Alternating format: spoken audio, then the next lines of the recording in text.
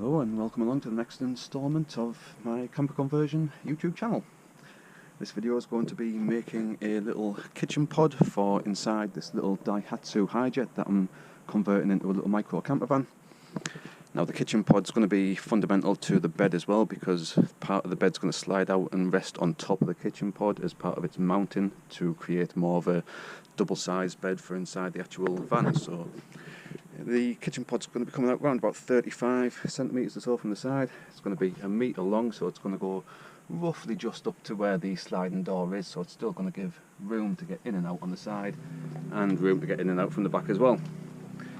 I've got a little sink there that I've had in the garage for ages, so I'm going to use that. I've got a brand new micro switch tap and pump inside the house. I've got a 2-burner Campingaz stove there.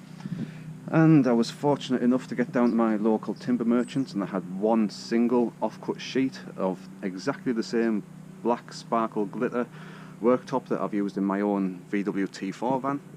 They were selling this off. It was only the one last sheet that they had. It's got a little bits of damage here and there, like chips there, so I'm going to have to cut around anywhere that's actually damaged, but other than that it's pretty good. It's a good big sheet, and I've still got some offcuts from when I did all of my units as well, so hopefully out of this one sheet and the offcuts that I've still got left will be enough to do a nice pod. As I say, it's going to be around about 60 centimetres high, metre long. I'm going to have opening doors on either side for the gas locker and for water storage as well. So it's now just a case of getting some measurements, getting some wood cut up, get some timber, get all that cut the frame as well, and we'll see what it looks like when it's all coming together.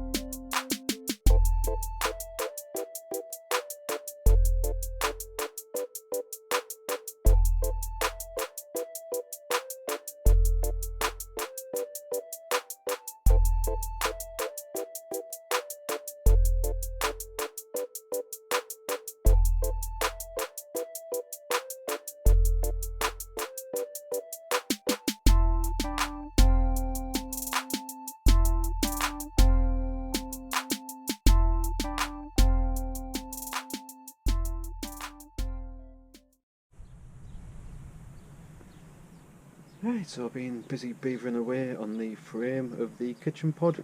I didn't really film much of the cutting because at the end of the day it's just measuring and cutting. So it's just when you are doing it, obviously you want to be measuring twice, if not 3 times, before you're cutting any sort of expensive worktop. You don't want to be cutting it, then realising you've made a miscut and having to go out and buy another sheet. So measure 2, 3, 4 times before cutting into any sort of expensive type of worktop. I've cut up loads of the CSL construction timber as well, so that's going to create the main frame that all of the panels are then going to be attached to. So it's going to be a nice, really sturdy frame once it's all bolted to the ply base of the floor as well. So now I've actually got all the bits cut up, I'll film the rest of the construction, and now it's just a case of putting it all together. I'm wondering whether to put like a flip lid or whether to just metal line the back. We'll see how we get on, see how it looks, and see how far I want to take it, but so far so good. Now it's just a case of banging it all together and see what it looks like at the end.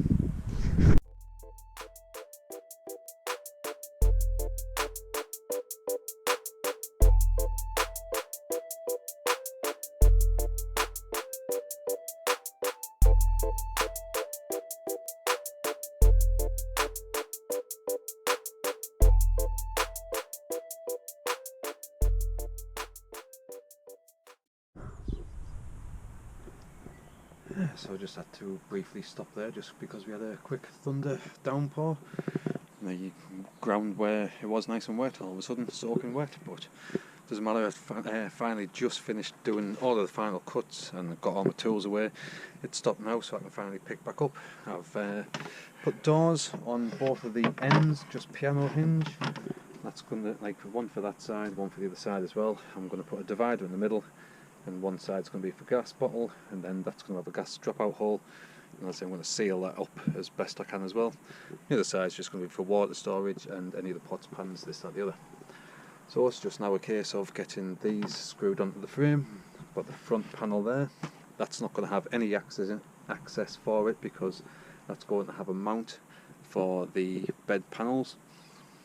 And then it's just going to be a case of getting the top on and getting it all plumbed in, wired in, and seeing what it looks like.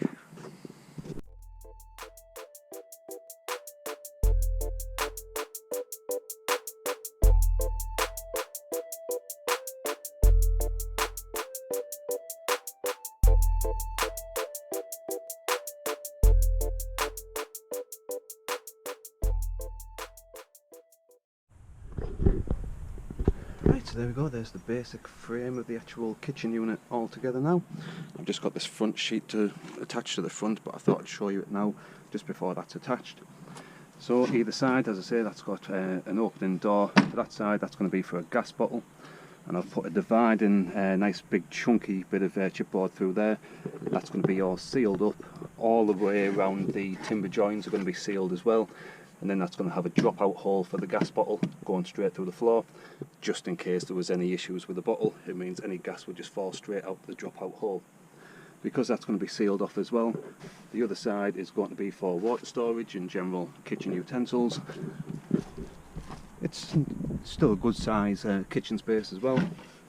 I say by the time that front side's on as well, there'll be plenty of room for plenty of water storage, pots, pans, cutlery, plates, lots of stuff. I'm also going to put another hole in the floor plan on this side for the waste drainage, so any grey water can just drain straight under the van and into a grey water collector, rather than having to have a separate tub inside the kitchen unit just taking up space. So all I've got left to do now is put the tap on the front panel, then do a little bit of tidying up. So I've got a couple of holes to drill, one for the gas bottle, one for the waste. And then we're going to have a look and see what it looks like when it's all together, but it's coming along quite nicely.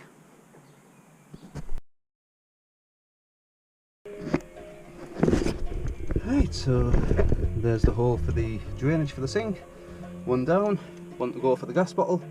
So we're getting there. I just need to treat the metal that I've just cut there with a bit of hammerite just to make sure it doesn't rust or anything like that, and then it'll be ready to all box in. So I've just drilled out the pilot hole for the gas dropout hole. That's going to be the vent for it. It requires a 50mm cutting bit, so now it's just a case of cutting that out, getting that in. We're getting there, we're getting there. Right, so just picking up, I've just finished treating the dropout hole for the gas and for the waste. I've just gave them a quick coat over with some leftover Rust-Oleum. Well, you can't really see the label on there because it's a well-used can, but that's rust-proofing paint, so that should provide anywhere where I've just cut some protective paint just to make sure that it's not just going to rust over. So I've fitted the dropout hole in there. The waste hole, the waste pipe actually fits straight through that hole and just bottoms out right where the metal is, so that's a lovely fit as well, and I'll be able to pin the waste pipe up against the wall, as you can see there, so that should be nice and neat by the time I'm finished with that. I've also just mounted in the gas bottle retainer. You do need one of those if you ever have the campervan inspected by a motorhome inspector. They'll always want to see the gas bottle retained with a retainer clip as well as your dropout hole. So that's pretty much the unit done now. I just need to get the front panel attached back on, a couple of handles on the doors. So I'll get the drill charge back up again, because drilling the dropout holes pretty much killed the batteries off. So I'll give it a charge and pick it up when it's all put together.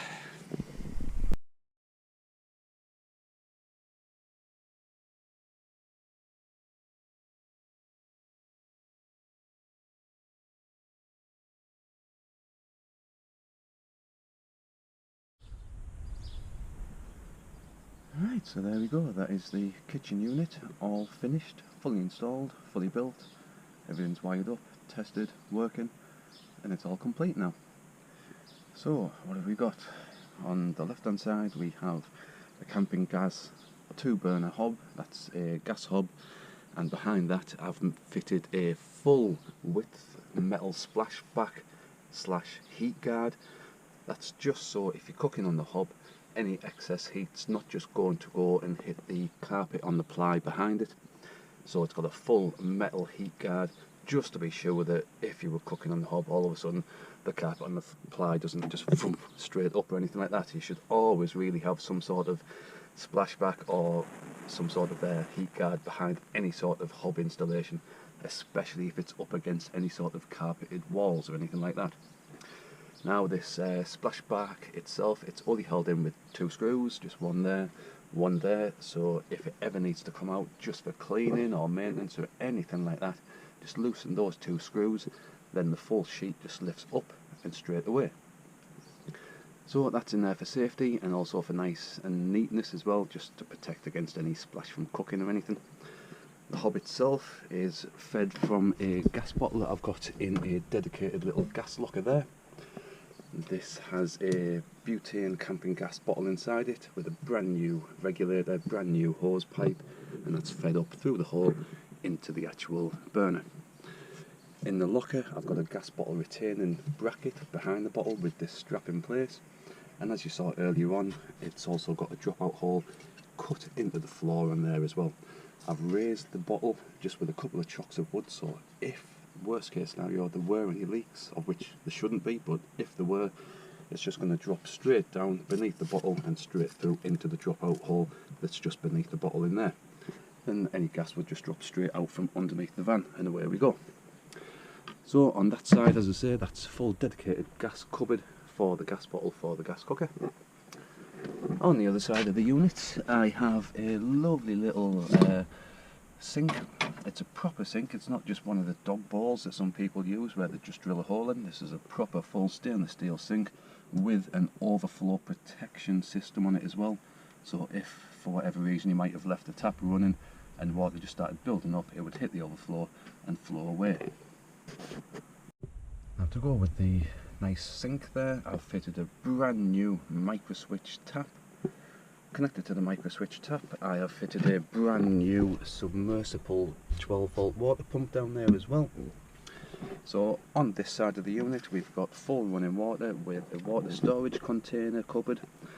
In regards to drainage, it's just going to drain straight out and straight through the bottom of the van again, so it's got external drainage on the actual sink.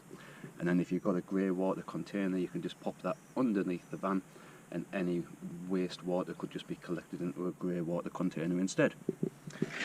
Also at the back of this cupboard I've got storage for the leisure battery. I do have a little splash cover guard just to go sit in front of the battery, just in case there was any water splashing about from the submersible pump. There shouldn't be really, but just in case there is, I've got a full ply sheet that just sits in front of the battery just to offer some sort of splash protection. Now behind the battery, you can probably see there, I've got a 10 blade fuse box and a common earth return. Now the blade fuse box means that any of the electrics in the van, everything from the 12-volt USB and charger sockets, the tap, the downlighters, they're all on their own individual fuse. So if there were any issues, it would only pop one fuse rather than popping off all the entire electrics or anything like that. But as you can see, this is a good sized cupboard. You'll be able to get a good sized water container in here, as well as kettle, pots, pans, anything that you would want to use for your cooking area as well. So there's plenty of storage underneath the sink side. As you can see, it's a nice big deep cupboard, plenty of room under there, and this cupboard is fully accessible even when the actual sofa bed is made into the bed position. This cupboard is still fully accessible with those charge points on the door as well. Now on the front of the unit, it's sometimes you can't even really tell, but I've got an additional actual board secured on the front. That is the mount for when the bed pulls across, but because it's made of exactly the same sheeting, I say half the time you can't even tell that it's got an additional board on the front of it, because it's exactly the same as all of the rest of the unit. So there we go, that's how I've built my little kitchen unit for this tiny little Daihatsu Hijet micro camper van that I've built. Hope you found this video useful. If you did, please do give it that old thumbs up down below. have a look at my channel if you haven't already. I've documented every single job I've done on this little Hijet, from turning it into a daft little basic panel van into this lovely little micro camper van that you now see in front of you. So every job I've done on this van is documented on my channel, as well as another conversion I've already done of a VW T4, and there's soon going to be another conversion of a Ford Transit Connect. So if you haven't already, hit the subscribe button just to stay up to date with my channel, just as it gets updated with all of the conversions that I do. I say hit that thumbs up button if you did find the video useful, and hopefully I'll see you on the next video. Thanks for watching. Cheers.